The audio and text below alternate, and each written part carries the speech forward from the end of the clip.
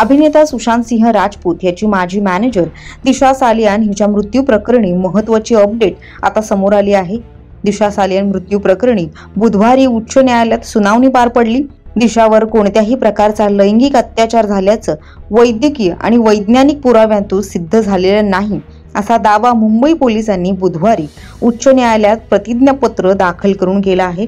तसंच दिशा हिची हत्या झाल्याचा आणि शिवसेना उद्धव बाळासाहेब ठाकरे गटाचे आमदार आदित्य ठाकरे यांचा हत्येशी संबंध असल्याच्या याचिकाकर्त्यांच्या आरोपांना पुष्टी देणारे कोणतेही पुरावे नाहीत असंही पोलिसांनी प्रतिज्ञापत्रात स्पष्ट केलं आहे। या संदर्भातील सविस्तर माहिती या व्हिडिओच्या माध्यमातून जाणून घेऊयात। नमस्कार, आपण पाहताय लोकसत्ता लाईव्ह। दिशा हिची हत्या झाल्याचा आणि त्यापूर्वी तिच्यावर सामूहिक बलात्कार झाल्याचा दावा करून प्रकरणाची सीबीआय चौकशी करण्याची मागणी करणारी याचिका दिशाचे वडील सतीश सालियन यांनी उच्च न्यायालयात दाखल केली होती।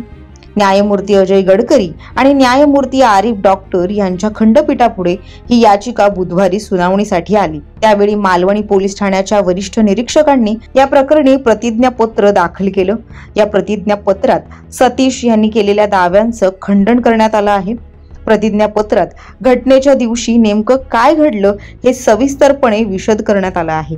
तसंच घटनेच्या वेळी दिशासह असलेला तिचा प्रियकर आणि मित्रांनी दिलेल्या जबाबात सातत्य असल्याचंही म्हटलं आहे। त्याचबरोबर या प्रकरणाच्या वैद्यकीय आणि वैज्ञानिक पुराव्यातून दिशाची हत्या झाल्याचा कुठलाही पुरावा नाही। या उलट दिशाच्या शवविच्छेदन अहवालातून तिच्या डोक्याला मार लागल्यानं तिचा मृत्यू झाला, शिवाय तिच्यावर लैंगिक अत्याचार झाला नसल्याचंही या अहवालात नमूद केल्याचं पोलिसांनी सांगितलंय। पोलिसांनी केलेल्या तपासाव्यतिरिक्त काहीही आढळलं नसल्याचं विशेष तपास पथकानंही म्हटलं होतं। तो तपास अद्याप सुरू आहे असं पोलिसांनी प्रतिज्ञापत्रात नमूद केलं। तसंच याचिका फेटाळण्यायोग्य असून ती फेटाळण्याची मागणी देखील केली आहे।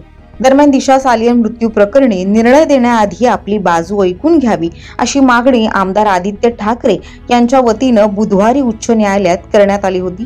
ठाकरे यांनी हस्तक्षेप याचिकेद्वारे ही मागणी केली होती। या प्रकरणी आपण प्रतिवादी नसलो तरीही आपलं नाव राजकीय सूडबुद्धीनं गोवण्यात आलं आहे। आपल्या विरोधात द्वेषानं वैयक्तिक आणि राजकीय सूड उगवण्यासाठी खोटी निरर्थक याचिका केल्याचा दावाही ठाकरे यांनी याचिकेत केला आहे। दरम्यान दिशा सालियान हिची आत्महत्या नसून तिची हत्या झाली होती, तिच्यावर लैंगिक अत्याचार झाला होता असा दावा वारंवार नितेश राणे आणि नारायण राणे यांच्याकडून केला जात होता। मुंबई पोलिसांनी आता या संदर्भात उच्च न्यायालयात प्रतिज्ञापत्र दाखल करून याबद्दलचे खुलासे केले आहेत। त्यामुळे यावर आता नारायण राणे आणि नितेश राणे नेमकी काय प्रतिक्रिया देतील हे पाहणं महत्त्वाचं ठरेल।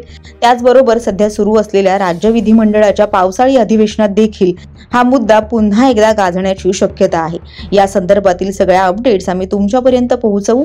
त्यासाठी लोकसत्ताच्या YouTube चॅनेलला सबस्क्राईब करा आणि पाहत रहा लोकसत्ता लाईव्ह।